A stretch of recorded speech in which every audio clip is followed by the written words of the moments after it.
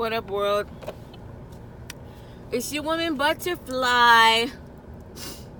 All right, y'all. I'm in upload mode because I want to get caught up.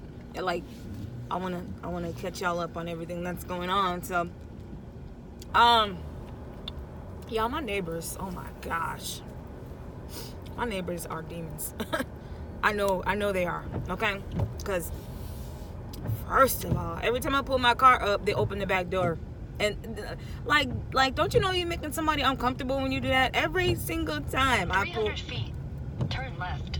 my car up Turn left. from coming somewhere, Turn right. every time I come home, she opens the door and stares at me until I get in my house. Okay, and it's just really bad. Okay, it's like I'm definitely looking for another place because I can't take it no more. Like, I'm over here trying to love thy neighbor. I really am, okay? But you're hanging at the back door, smoking weed. You could be on the other side, in the front door, where there's nobody. They don't even have a neighbor on the other side, but they want to be in the back door, hanging out the door, staring at me every time I come home, you know, trying to make awkward small talk. Then you want to run to the office and tell on my dog. My dog was tied up in my yard, but then you got your dog on no leash at all, running around pooping in my yard. It's so crazy, y'all. I can't take it no more. I am looking for another place. Okay, so I think I found some places. We need more space. It's just everything. Okay, our lease is up in February. But yeah. I want to talk to y'all, okay? Now, I know y'all getting sick of me not telling y'all how I went to jail. So, I'm going to tell y'all today how I went to jail. All right?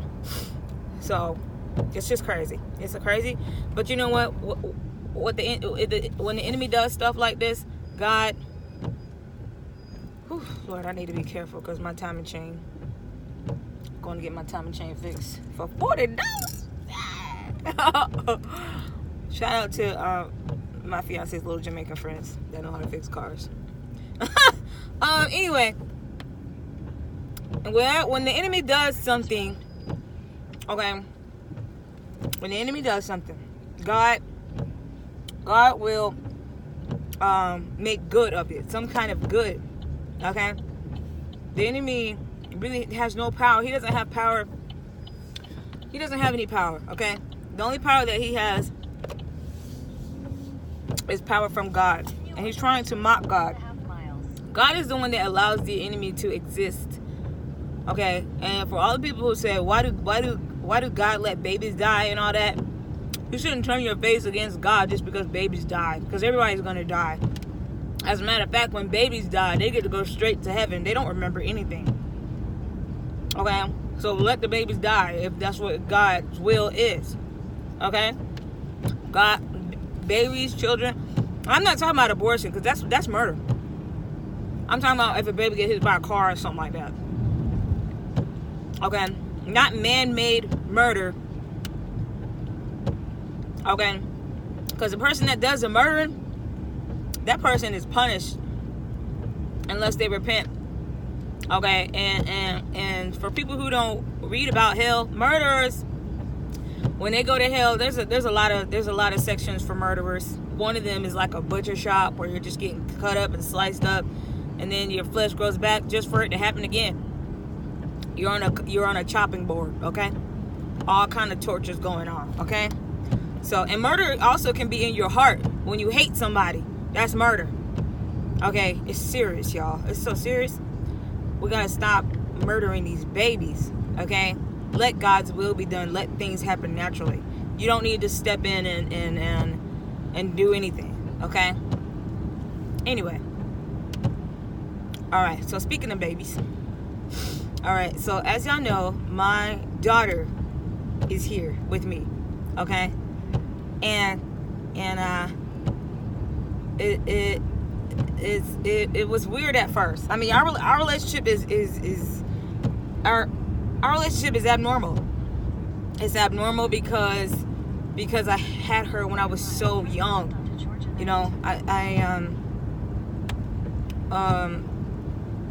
when she was conceived, I was basically getting raped because I didn't know what was happening to me. I didn't even know I was getting ready to lose my virginity. I just know that some dude lured me into his house and told me that we were going to listen to music and talk. And next thing you know, he was like peeling my clothes off and just basically raped me. Okay? I didn't even know what was going to happen. I didn't know that I was pregnant for 3 months. And I was still running around like a little kid in the yard when I went into labor. Okay, I remember that day I jumped a fence. I went to my friend's house and ate some pizza, and my stomach was sticking out to here.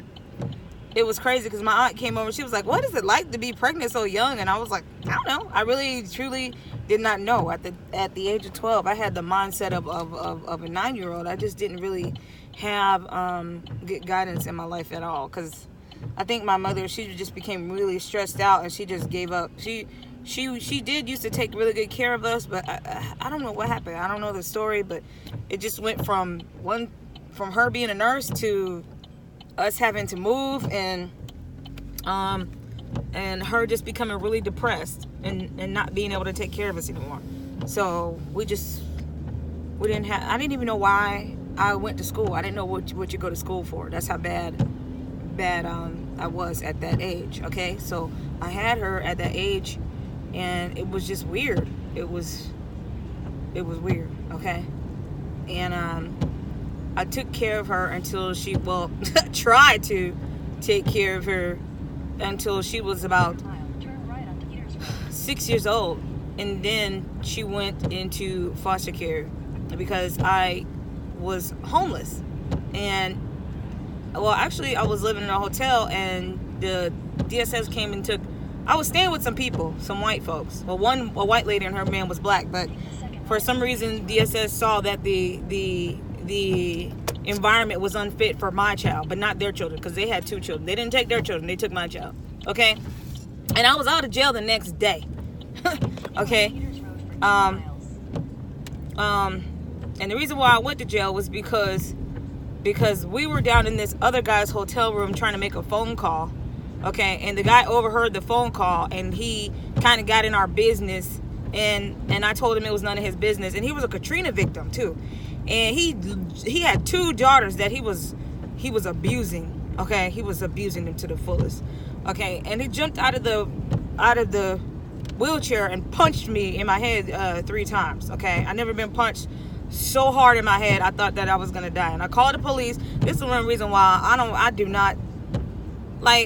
I just don't call the police.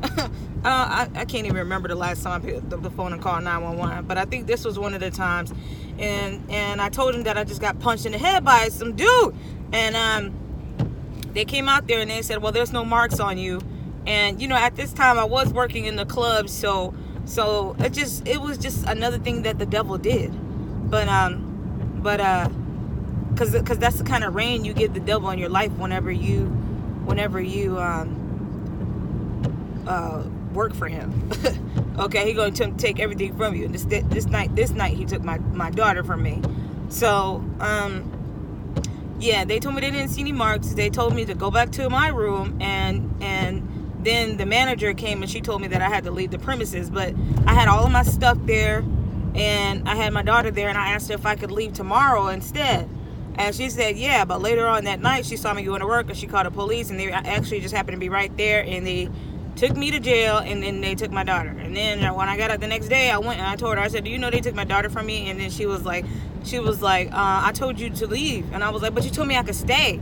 And I was like, the police came and took my daughter from me. She was like, ma'am, I'm trying to check people in. Like, she really did not care. Okay, so it was pretty much downhill from there. But my aunt was the one that got her out of foster care after some time.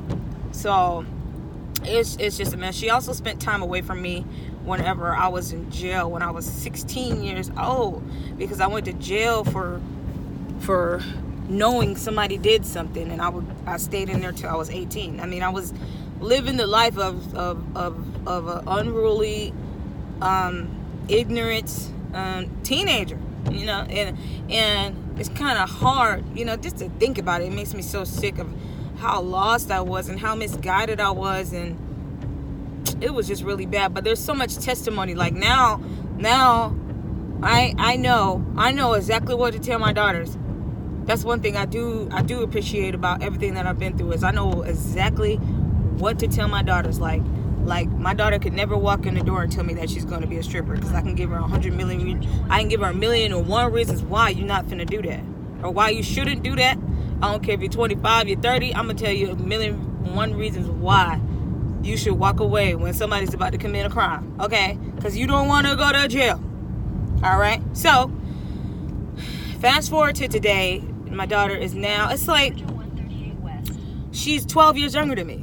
Okay, so it's not like, it's like we're mother and daughter, but it's kind of like we're the ages of sisters. Okay, she's like, she could be like my younger sister, I could be like her older sister. So sometimes it'll just get a little awkward.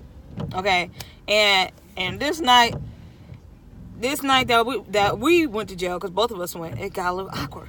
Okay, because I walked in the house and I had been at work all day since this morning, and the dog was in the house. Okay, we have a dog. Okay, did I say we have a dog? We have a dog. I love my dog. Hey, Gina. Hey. Okay, I know Gina watching my show. Okay, so anyways, the dog hadn't been walked all morning, and I walked in and I was telling her to walk the dog, and I asked her one time, and then I asked her again. Maybe I was a little rude, but I was a little agitated. And then that's when her alarm went off. Like, sometimes it's just like, why are you telling me what to do now? You know what I mean? Like, it's just awkward, So she went in her room instead of walking the dog, and I walked the dog. And then when I came back, okay, I was like, I need the dog's kennel, because the dog was she had her door shut and it was barricaded, because she was irritated, and I was like, okay, let me get the dog's kennel, because the dog was just walking around in the living room, and she stays out there too long, she's gonna chew the floor. So I went in, I knocked on my daughter's room. I didn't get an answer, so I went and got an ID card and popped the door open, and I was like, I need her kennel. And my daughter was in her bed. I think she was listening to some headphones or something, and then I started to get the kennel. I started to put the stuff. She had stuff on top of the kennel, so stuff that was on the top of the kennel, I started to put the stuff on the floor, and that's when my daughter leaped out of bed and just started throwing the dog stuff out, and just throwing stuff out of the room. And yeah, so I'm like, okay, what, I don't know what's going on, but just stop throwing stuff, don't do that in here. You know what I'm saying? And it's just still kind of weird, because it's like, we're 12 years apart, so it's just weird. Okay, it doesn't even feel like I'm her mom sometimes, but I am. Okay, so I'm pushing the kennel out, and then she starts to push the kennel, and I don't know if she was pushing it out or she was pushing it in, but she was hitting me with the kennel, right? So I was like, don't do that, okay? And then I was like, I need to stop her from doing this, because she's hitting me, right? So I thought that if I just push her, then it would be okay, like she would stop, okay? But one thing about my daughter is that she has been through some traumatic events, and traumatic events really invite demons, okay, into a person's mind. Okay, I was possessed for a long time, okay, because of traumatic events, because of just not the right guidance in life, and you can have some really horrible demons in you. Okay, it's just, people get offended when you say that, but it's true. Okay, they don't teach that. And I mean, where else? What else do demons do? If you are unaware of this and you don't know what demons do, then you're in some trouble. You're in some trouble, because you won't know when you're in the presence of a demon. You won't know when a demon is possessed your child. You won't know when a demon is possessed you just won't know. Okay. There's symptoms. There's symptoms of demonic possession. Okay. Teeth grinding. Okay. All this stuff that they say is just science, or hold on one second, y'all. Hello? Yes. David. Yeah. You call the guy? Yeah. You take it to him? Yeah, I'm on the way. Oh, you're on the way? Yeah. Okay. No, I-85 north for 4 Huh? Call when you reach here. All right, I will. Okay. All right. Alright, it's not giving us problem. Huh? Y'all been in a problem with it? No, not right now. Oh, okay. All right. Alright. Love you. Bye. Sorry about that, y'all. Okay, if you are not aware, okay, or you don't know the symptoms of demonic possession, all right, you need to learn them, okay? Cause and one of the symptoms, okay, of demonic possession is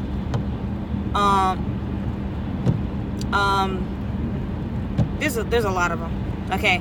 Teeth grinding, bedwetting. If you have a child, there was this one girl on TV who didn't want to take a shower. Okay, that's a sign of demonic possession because the demon does not care to take care of the host, okay, that is possessing. Okay, so this girl was like sitting. Her mom had to like tell her to take a shower, but she would just go in there and sit down and let the water run. That's a sign of demonic possession. Okay, it's some bad breath is a sign of demonic possession. Okay, there's a demon in there and it smells like that. Okay, it's a demon of, it's vile. Okay, they're vile. It could be anything. Okay. All right. Obesity. You can't stop eating. Gluttony. That's a demon. That's actually a couple of demons, and they need you to feed them all at one time. So you're feeding all the demons, and they're making the body bigger and more unhealthy, and the person ends up. I'm telling you. Okay. It's not medical. It's spiritual. Okay. All that stuff about medical. That's a something they put over your eyes. Okay. I'm telling you. All right, but back to the story. Okay, so I thought that I could just push her and get her to stop. Okay, so I held the candle with one hand and I pushed her with the other to get her to stop. Okay, she didn't stop. Okay, she came back with a 2-piece for me. Okay, right here. Okay, in the nose. All right, now she's kind of slim, but that John hurt. Okay. Like, I was like, boop, boop. Okay, and then before I could say, oh snap, boop, boop, there was more. Okay, I had to drop the Kindle because I was like, oh snap, this is a real fight. All right, so she's over here punching me. Okay, and my nose still feel a little squishy. Okay, because the girl was punching for her life. All right, just punching me in my face. Good Lord. Okay, let me tell you something. That's a slim girl, right? But if you think, if anybody ever, I ain't worried about her getting into no fight. I'm really not. Okay, I don't like fighting, but there's people out there who do, and they think they could just go beat anybody. This girl is slim. Okay, and if you even try it with her, you about to have a bad day. You about to have a bad day. Okay, because the girl can fight. Okay, so we're just standing up, punching each other back and forth, right? And nobody was going down. Okay, so I was like, this is not working. Okay, because she's not going down. Okay, if I just keep standing here punching, she's gonna keep standing. We're just gonna be punching all night. Okay, so I had to do a different tactic. Okay, and it really hurts me, but I had to do something. Okay, or else I was probably gonna get knocked out. Okay, it wasn't easy. Okay, as I thought it was gonna be. All right. Oh, yeah. Maybe I need to get in the gym and do some kickboxing because she's taking kickboxing. So, oh gosh. Yeah. Okay, it was crazy. All right. My nose has been broken before, and I think that she probably broke it again. I don't know. All right, but it was off the chain. Okay. So I ended up having to go for the throat, right? And I ended up having to just use my body weight to get on top of her, okay? And I was like choking her to the ground, okay? I had to choke her all the way down, okay? And she was still punching all the way down. She was still punching. She didn't stop punching until she couldn't breathe, okay? Then my fiance, and she was pulling my hair also. So she was punching me and pulling my hair, okay? So my head was just ringing, Okay, like beep, boom, boom, boom, boom, beep, boom, boom, boom, boom, beep, boom. Okay, that's all I was hearing at the time. All right, a lot of screaming, a lot of yelling, just craziness, you know. And my fiance came out there and he pulled me off of her. And when he did, she jumped up and started punching everybody. Okay, just punching both of us. She didn't stop.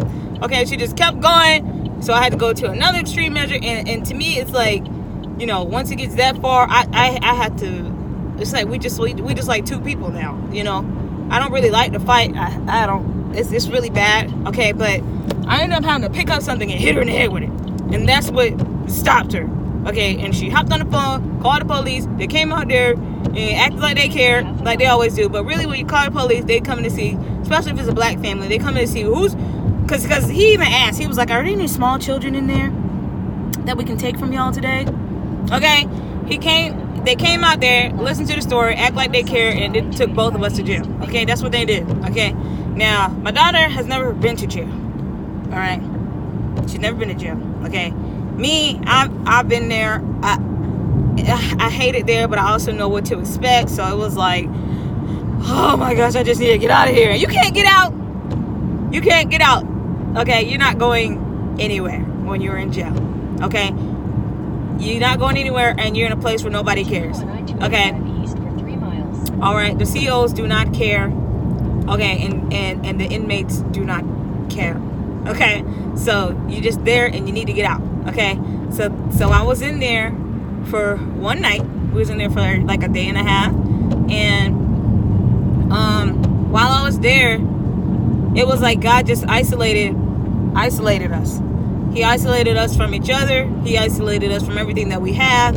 He isolated us. Okay, and while I was isolated, I heard him speak to me, and he was like, you